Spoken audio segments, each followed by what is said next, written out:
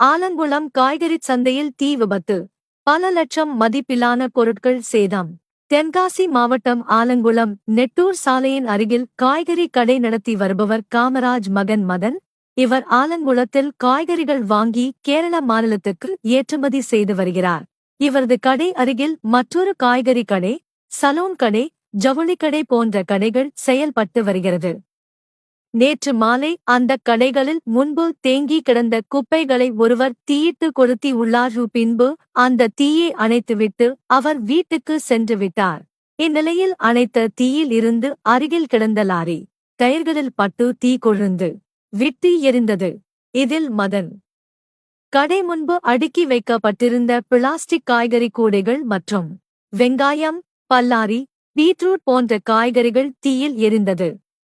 தகவல் அறிந்து வந்த ஆலங்குளம் தீயணைப்பு மற்றும் மீட்பு படை நிலைய வீரர்கள் விரைந்து தீயை அணைத்தனர்.